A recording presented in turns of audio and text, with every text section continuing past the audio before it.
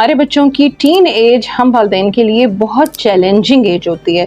इस एज को जो बच्चे गुजार जाते हैं या वालिदैन उसको गुजार जाते हैं तो फिर ज़िंदगी बड़ी स्मूथ हो जाती है। मसला ये होता है कि बच्चे शिफ्ट कर रहे होते हैं बचपन से लड़कपन की तरफ और वालिदैन अपने रवैये को शिफ्ट नहीं कर सक रहे होते हैं। वो नहीं समझ रहे होते हैं कि अब ये बच्चे नहीं रहे हैं, लिहाजा इनको बच्चा समझ के डील नहीं करना। और साथ ये समझने की भी ज़रूरत है कि ये अभी इतने बड़े भी नहीं हो गए कि इनको अनअटेंडेड छोड़ दें या इनकी बिल्कुल भी परवाह करनी ख़त्म कर दी जाए। तो क्या किया जाए, इस चैलेंज से कैसे निपटा जाए कि हमारे बच्चे हमसे नाराज़ भी ना हो, सेटिस्फाइड भी रहें और हम भी परेशानी के बगैर इस एज को गुजार जाएं। इस चैलेंज को पूरा करने के लिए बच्चों को बिठाकर 5 असूल वाज़े कर लें। पहला असूल, no night stay at all. हमारे बच्चे जब बड़े होने लगते हैं तो वो छोटी छोटी लिबर्टीज़ लेने लगते हैं, दोस्तों के घर आने जाने लगते हैं, गेम्स पे जा रहे हैं, मार्केट तक जा रहे हैं और बहुत सारी ऐसी चीज़ें जो उन्हें भी एक्सपीरियंस करना होता है कि हम बड़े हो रहे हैं। और यहाँ पर एक बहुत बड़ा मसला तब आता है जब बच्चे हमसे नाइट स्टे करने की परमिशन मांगते हैं कि हमें किसी भी दोस्त के घर नाइट स्टे करना है, वहाँ पर हमारा गेमिंग प्रोग्राम है या कोई पार्टी है या सारे फ्रेंड्स इकट्ठे हो रहे हैं। सबसे ज़्यादा जो बहाना बनाया जाता है वो कंबाइंड स्टडी का बनाया जाता है। तो याद रखें कि अपने बच्चों को कभी भी कहीं पर भी अपने बगैर नाइट स्टे मत करने दें, चाहे वो आपके करीबी अजीज़ों का घर हो, उनके दोस्तों के घर हो, आपके बहुत करीबी जानने वालों के घर हो। यही नहीं कि आपने अपने बच्चों को कहीं नाइट स्टे नहीं करने देना, बल्कि आपने किसी दूसरे के बच्चे को भी अपने घर नाइट स्टे पर नहीं रोकना। नहीं जानते कि दूसरे के घर का क्या माहौल है, के घर में आना जाना किस तरह के लोगों का है, उनकी रूटीन क्या है। तो ये एक बहुत सेफ बात है जो पहले दिन से अपने बच्चों को बता दें कि नाइट स्टे के बारे में बिल्कुल बात नहीं होगी। दूसरी बात याद रखें, कभी भी बच्चों के फ्रेंड्स को उनके बेडरूम तक की एक्सेस ना दें। हमेशा फ्रेंड्स को कॉमन में बिठाएं, चाहे टीवी लाउंज हो, चाहे ड्राइंग रूम हो, ऐसी जगह बिठाएं जहां पर वक्तन फवक्तन आप चक्कर लगाते रहें, उनकी एक्टिविटीज़ को नोट करते रहें, उनको देखते रहें।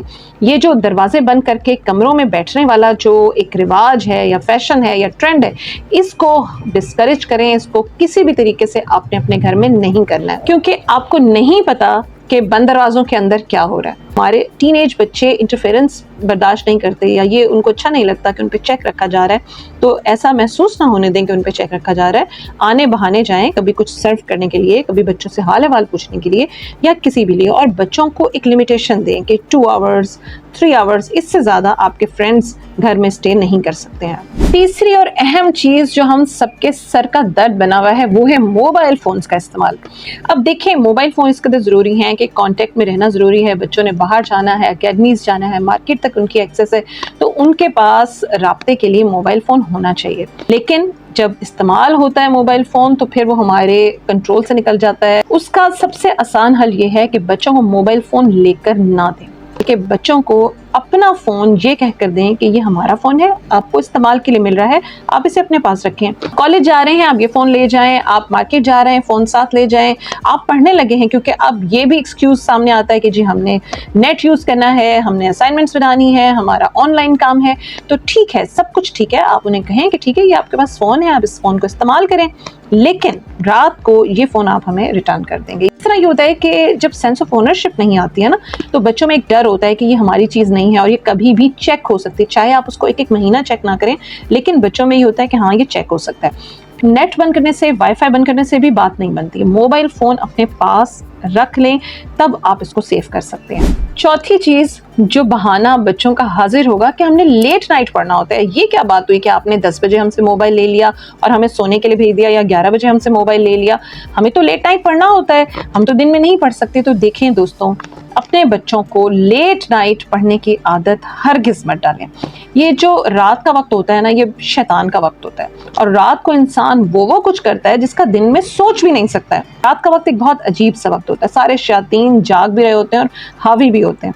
लेकिन मसला ये कि बच्चों को यकसुई चाहिए, उनको पढ़ने के लिए टाइम चाहिए। तो कौन सा टाइम फिर बेस्ट है? वो टाइम है फजर के बाद का वक्त। अपने बच्चों को आदत डालें कि वो फजर के बाद पढ़ें, अर्ली सो जाएं, चाहे 9 बजे सो जाएं, इशा की नमाज़ पढ़ें और सो जाएं। हुक्म भी यही है कि अर्ली सोया जाए, इशा की नमाज के बाद बातचीत ना की जाए। उनको कहें कि वो 3 साढ़े 3 बजे उठें, तहज्जुद की नमाज पढ़ें, उसके बाद फजर की नमाज पढ़ें और फिर 3-4 घंटे सुबह के बड़े ही पुरसकून वो टाइम होता है, शयातीन सो चुके होते हैं, अल्लाह ताला की रहमतें जो हैं वो उस वक्त नाजिल हो रही होती हैं, दिमाग उस वक्त बहुत सही काम कर रहा होता है क्योंकि हमने अपनी नींद पूरी कर ली होती है, हम फ्रेश होते हैं।